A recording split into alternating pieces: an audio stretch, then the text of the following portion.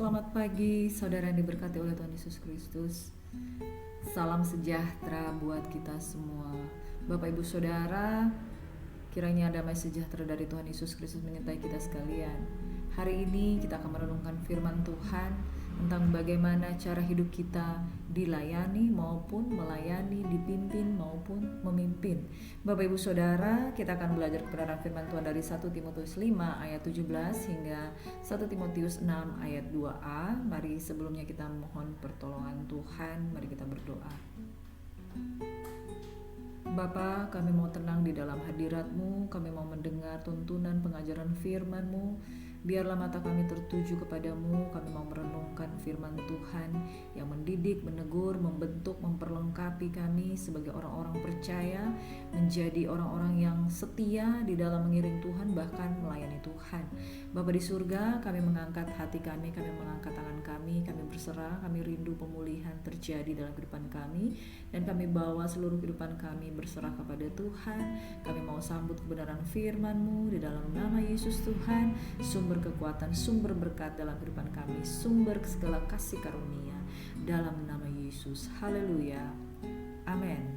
Bapak Ibu Saudara, mari kita buka Alkitab kita pada pagi hari ini. Kita akan belajar firman Tuhan dari 1 Timotius 5 ayat 17 hingga 1 Timotius 6 ayat 2a. Bapak Ibu Saudara, kita akan belajar bagaimana di dalam firman Tuhan ini cara hidup orang yang dipimpin dan memimpin. Nah, dalam kehidupan sehari-hari saudara, kita seringkali ada di dalam dua posisi, betul?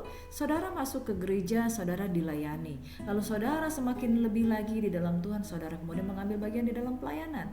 Di situ kita belajar dipimpin dan kita juga akan belajar bagaimana memimpin. Nah, di dalam firman Tuhan ini akan mengajarkan bagaimana sikap hati yang benar ketika kita mengalami peran-peranan sebagai orang yang dipimpin, sebagai orang yang memimpin. Orang yang memimpin terlebih dahulu dipimpin, dan orang yang melayani terlebih dahulu dilayani. Nah saudara, bagaimana kita ketika kita posisi di dalam keadaan dilayani, kita kan menilai orang yang melayani, kita menilai, kita mengamat-amati, kita diberkati atau kita tidak diberkati, kita menilai. Nah setelah kita jadi orang yang melayani, setelah kita memimpin, kita belajar dari mungkin cara kita menilai orang lain. Yang salah jangan kita ikuti, yang benar kita jadikan satu role model dalam kehidupan kita. Jadi saudara, ketika kita masuk beribadah di dalam satu komunitas, di dalam satuan tubuh Kristus, ketika kita dilayani, memang gampang kalau kita menilai pelayan-pelayan Tuhan. Tapi kalau kita menjadi pelayan Tuhan itu sendiri, kita menjadi pemimpin itu sendiri, ya kita berproses, tidak mudah ya saudara. Tetapi satu hal, ketika kita mau sungguh-sungguh dengan Tuhan, maka kita akan diubahkan. Tuhan rindu supaya kita hidup dengan penuh hormat, ada integritas yang kita jaga. Apalagi kalau sudah menjadi seorang pemimpin, apalagi kalau sudah menjadi orang yang menjadi panutan.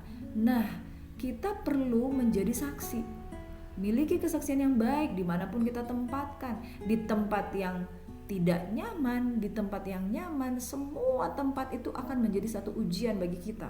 Apakah kita menjadi kesaksian atau tidak?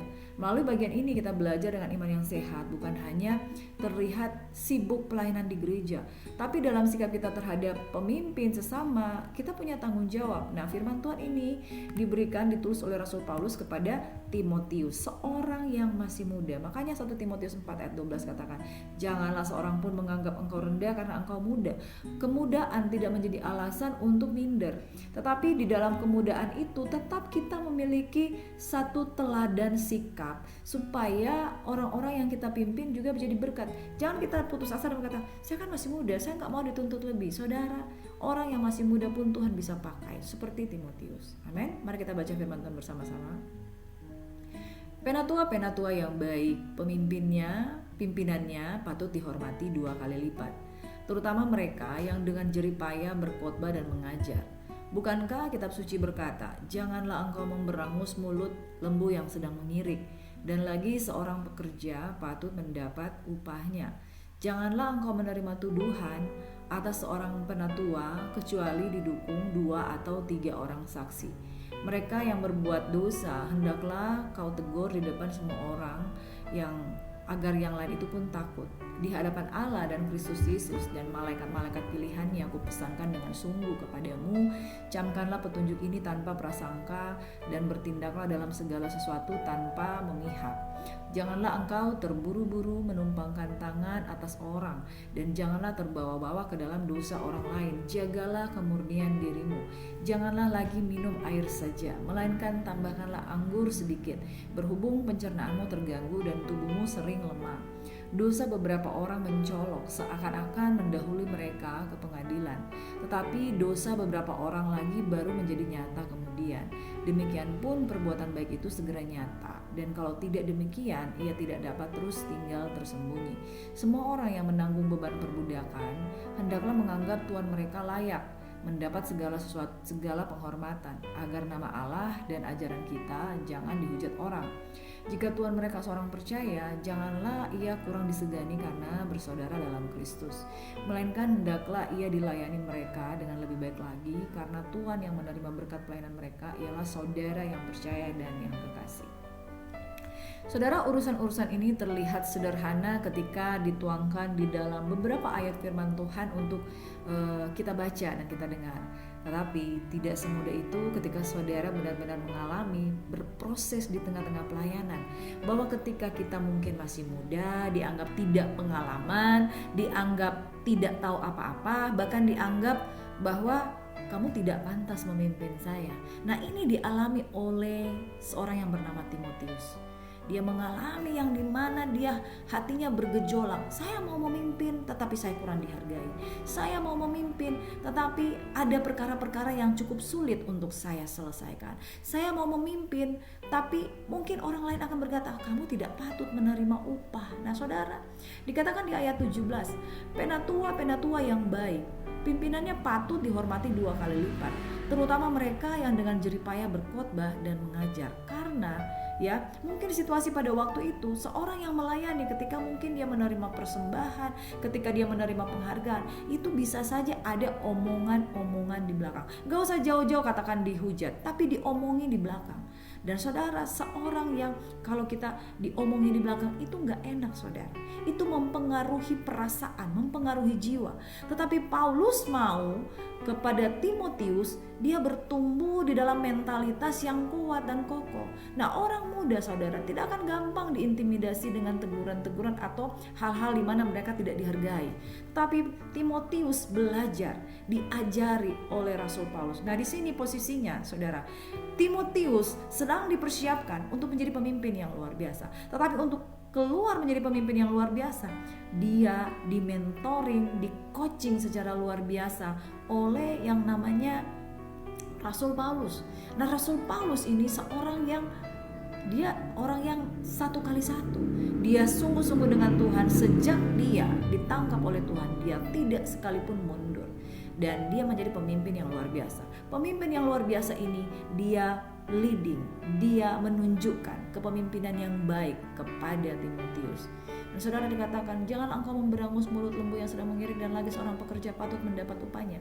Dia menghibur Timotius, yang kamu kerja, kamu patut mendapat upahnya. Dan dikatakan ayat 19, janganlah engkau menerima tuduhan atas orang penatua kecuali didukung 2 atau 3 orang saksi. Ya, kalau di sini ada penatua berarti posisi Timotius itu sebagai penilik jemaat, semacam gembala. Tapi kalau penatua, dia mengatur pelayanan yang menolong pekerjaan dari penilik. Jangan engkau menerima tuduhan kecuali didukung 2 atau 3 orang saksi. Berarti dia mengalami intimidasi dari tuduhan-tuduhan penatua. Mereka yang berbuat dosa hendaklah kau tegur di depan semua orang agar yang lain itu pun takut. Saudara, kalau saudara melayani, ketemu dengan orang-orang narcissistic personality disorder, ketemu dengan orang-orang yang boundary-nya, psikisnya itu bermasalah, saudara. Jadi yang salah jadi benar, yang benar jadi salah. Saudara bisa mengalami difitnah, saudara bisa mengalami yang namanya di gaslighting sama orang. Siapa yang salah, siapa yang benar, kemudian cerita yang lain menjadi cerita yang satu menjadi dari A menjadi A aksen menjadi B, dan kemudian saudara di gaslighting, yang gak salah bisa jadi salah. Kalau pelayan-pelayan Tuhan ada di tengah-tengah kita seperti itu, dan dia punya dosa, tapi dia tutupi dengan menyamar sebagai istilahnya malaikat terang. Saudara, itu repot saudara. Di dalam kehidupan penggumbalan itu repot.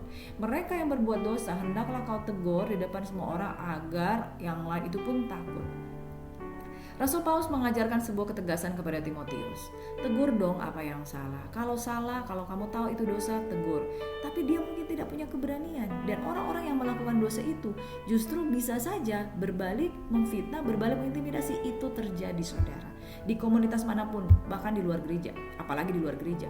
Di hadapan Allah dan Kristus Yesus dan malaikat-malaikat pilihannya, kupesankan dengan sungguh kepadamu, camkanlah petunjuk ini tanpa prasangka dan bertindaklah dalam segala sesuatu tanpa memihak. Janganlah engkau terburu-buru menumpangkan tangan atas seseorang dan janganlah terbawa-bawa ke dalam dosa orang lain. Jagalah kemurnian dirimu. Amin, saudara. Di sini dikatakan jangan terburu-buru menumpangkan tangan, jangan terbawa-bawa ke dalam dosa orang lain, jagalah kemurnian dirimu. Saudara, seorang pemimpin harus dilatih untuk bagaimana dia pekah dengan jemaat yang dia pimpin. Ada orang yang tidak mau keluar dari dosa, pengen diberkati, pengen masuk gereja. Saudara, mereka adalah domba-domba yang tersesat. Betul, kita harus melayani mereka, tapi jangan terburu-buru terhisap dengan dosa orang lain. Saudara harus bijaksana. Nah, ini penting saudara, karena seperti Yesus, luar biasa kepekaan ketika Yesus melayani orang-orang yang datang dengan maksud-maksud buruk. Dia langsung dengan perkataan-perkataan yang tepat, ya. Contoh orang-orang Farisi, ya. Contoh orang-orang yang pura-pura memuji dia. Bahkan seorang anak muda yang berkata, guru yang baik, apa yang harus kulakukan supaya aku selamat? Jangan katakan aku baik, firman Tuhan katakan. Yesus sangat peka sehingga dia tidak hanyut dengan sanjungan pujian orang yang sifatnya bisa memutarbalikkan keadaan. Nah, kepekaan ini harus dimiliki seorang pemimpin. Jangan buru-buru, jangan terbawa emosi, jangan terbawa oleh kebutaan, tapi miliki kepekaan. Setiap kali saudara melayani, perhatikan apa kata Roh Tuhan. Jangan lagi minum air saja, melainkan tambahan anggur sedikit berhubung pencermananmu terganggu dan tubuhmu sering lemah. Saudara, ada banyak hamba-hamba Tuhan, ketika dia melayani, dia tidak memperhatikan bagaimana cara hidupnya. Tidak bijaksana. Yang gemuk makin gemuk, yang kurus makin kurus, yang sakit makin sakit, yang sehat mungkin bertambah-tambah obesitas. Karena apa saudara? Perhatikan caramu hidup. Ketika engkau sehat, maka engkau dapat melayani efektif. Saudara, berpuasa itu penting, tapi saudara ujilah dirimu sampai sejauh mana saudara berpuasa. Tapi saya mau jujur, saya bersaksi saudara, 40 hari pun berpuasa dengan tidak makan pada waktu pagi atau siang, saudara buka puasa pada sore hari, saya tidak mengalami sakit. Karena apa? Pertolongan Tuhan itu ajaib. Tapi perhatikan bagaimana kualitas dari kesehatan saudara. Jangan saudara binasa kesehatan saudara karena tidak bijaksana. Dan lagi pula saudara, jangan takut berpuasa, tapi jangan juga berpuasa berlebihan sampai naik asam lambung. Lalu saudara melayani sebagai hamba Tuhan, dikit-dikit sakit, keluar masuk rumah sakit. Atau tidak masuk keluar rumah sakit, tapi dikit-dikit lemah. Saudara harus bijaksana. Ayat 24 ini penting. Dosa beberapa orang mencolok seakan-akan mendahului mereka ke pengadilan, tetapi dosa beberapa orang lagi baru menjadi nyata kemudian. Ini juga saudara, kita harus peka sebagai pelayan Tuhan. Ada orang yang kelihatan menonjol, sangat berdosa, terhakimi, terhujat, terpinggirkan, dan seolah-olah mereka segera masuk ke api neraka, tapi mereka justru pada akhirnya sungguh-sungguh bertobat. Nah, orang yang sembunyi-sembunyi dan munafik dengan dosanya, malah justru kemudian pada akhirnya ketahuan bahwa mereka adalah orang-orang yang munafik, pura-pura dan memutarbalikkan fakta. Perhatikan supaya ada kepekaan di dalam melayani jiwa-jiwa. Demikian pun perbuatan baik itu segera nyata, dan kalau tidak demikian ia tidak dapat terus tinggal bersembunyi. Kebenaran akan muncul pada akhirnya. Semua orang yang menanggung beban perbudakan hendaklah menganggap Tuhan mereka layak mendapat segala penghormatan, agar nama Allah dan ajaran kita jangan dihujat orang. Ini mengajarkan tentang bagaimana orang-orang yang memiliki peranan sebagai seorang hamba itu harus menghormati tuannya. Jika Tuhan mereka seorang dipercaya, janganlah ia kurang disegani karena bersaudara dalam Kristus, melainkan hendaklah ia dilayani mereka dengan lebih baik lagi, karena Tuhan yang menerima berkat pelayanan mereka ialah saudara yang percaya dan yang kekasih. Jadi saudaraku yang diberkati, seorang hamba juga harus melayani dengan baik tuannya. Jadi saudara, kita simpulkan cara hidup orang yang dipimpin dan memimpin. Orang yang dipimpin harus tunduk dan memberi kesaksian yang baik. Sebagai orang yang dipimpin, bawahan atau pekerja, kita dipanggil untuk menghormati, bekerja dengan sikap benar dan menjaga nama Tuhan melalui perilaku kita sehari-hari. Kalau kita dipimpin dengan baik dan kita belajar dipimpin, belajar memiliki submission, penundukan diri, saudara juga akan tahu bagaimana memimpin. Dan sulitnya ketika seorang memimpin, ketika saudara belajar dari sikap orang yang dipimpin. Nah, pemimpin, ketika saudara sudah naik menjadi pelayanan, kan saudara waktu dipimpin saudara melihat, menilai tentang memimpin. Makanya saudara menilai dan saudara belajar, kalau saya jadi pemimpin, saya jangan harus jadi seperti itu. Mari melayani dengan sungguh dan layak dihormati. Pemimpin yang benar bukan hanya punya jabatan, tapi bekerja keras, setia dalam firman dan memberi teladan. Karena itu mereka layak menerima hormat dan dukungan. Yang ketiga, pemimpin menjaga integritas dan hidup benar. Seorang pemimpin harus hidup transparan dan takut Tuhan. Jika jatuh dalam kesalahan harus ditegur dengan benar, dan ini menunjukkan bahwa standar Tuhan tetap berlaku bagi semuanya. Sebagai penilik jemaat, Timotius memiliki penatua-penatua yang mendukung pelayanannya. Dia juga harus belajar menegur penatua yang ada. Penatua yang baik itu akan dihargai dan dihormati. Tapi kalau penatua itu jatuh bangun dalam dosa, dia juga syarat-syarat seorang penatua, seorang penilik jemaat harus suami dari satu istri, harus orang yang tahu mengepalai rumah tangganya. Bagaimana dia akan mengepalai jemaat Tuhan kalau dia tidak bisa mengepalai rumah tangganya sendiri? Jadi saudaraku yang diberkati, kepada seorang yang diberikan lebih akan dituntut lebih. Kepada saudara yang menerima berbagai macam karunia, bagikan dengan cuma-cuma. Dan saudara harus menjadi pemimpin, itu berproses untuk menjadi pemimpin yang baik. Amin. Tuhan kiranya memberkati, kiranya kita mau belajar melayani Tuhan dengan setia, dipimpin dan memimpin, semuanya butuh kasih karunia Tuhan. Dipimpin, kita belajar bagaimana kita menerima sesuatu dan menilai orang lain yang memimpin kita. Tetapi ketika kita memimpin, nah kita sendiri dinilai. Mari beri dirimu dipertimbangkan oleh semua orang, seperti kita menjadi ikan di akuarium, diperhatikan, ditimbang oleh semua orang, bahkan digunjingkan. Harus kuat. Jangan bilang saya diomongin di belakang. Itu menjadi bagian dari seorang pemimpin. Pasti diomongin di belakang karena mereka mau pemimpin yang terbaik. Dan kita akan berproses dengan orang-orang yang menilai kita. Di situ ketika kita belajar menerima penilaian dari orang lain, kita akan dibentuk. Tuhan memberkati kita sekalian. Bagi saudara yang mengalami kesulitan-kesulitan dalam pelayanan, jangan mundur. Jadilah kuat. Saya berbicara kepada diri saya sendiri karena kadang-kala di dalam melayani Tuhan, aduh, kenapa ini ya berlebihan? Tapi bukankah perjuangan melawan dosa, perjuangan menanggung beban, kita belum sampai mencucurkan darah. Air mata mungkin iya, tetapi mungkin belum seperti Yesus yang bercucuran darah. Lagi pula kita siapakah kita bisa bermegah? Kita orang berdosa yang oleh karena kemurahan Tuhan Dia memberikan pelayanan ini kepada kita secara cuma-cuma. Mari jangan kita menilai jemaat, tapi nilailah diri kita sendiri, bagaimana kita harus hidup menjadi seorang yang berkenan kepada Tuhan. Menjadi seorang pemimpin juga harus mau dipimpin. Mau menjadi pemimpin yang merindukan jemaat kita submission, kita juga harus belajar submission. Tuhan memberkati, mari berdoa.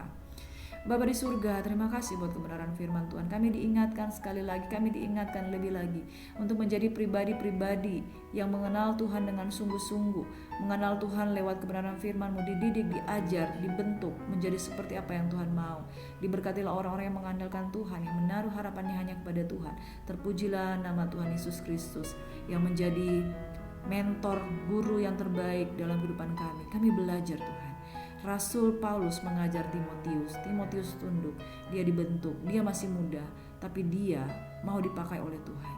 Kami sudah mungkin belasan tahun, puluhan tahun ada di dalam pembimbingan, pelayanan daripada Tuhan Yesus Kristus. Kami rindu Tuhan, bertumbuh, dewasa di dalam Tuhan, meninggalkan sifat-sifat manusia lama yang kekanak-kanakan, memakan makanan keras dan bukan saja minum susu, makanan-makanan lunak. Diberkatilah setiap orang yang mengandalkan Tuhan, yang menaruh harapannya kepada Tuhan. Terpujilah nama Yesus. Kami siap melayani Tuhan dengan lebih baik lagi. Tahun 2026 pelayanan yang lebih baik. Tahun 2026 tahun yang diberkati.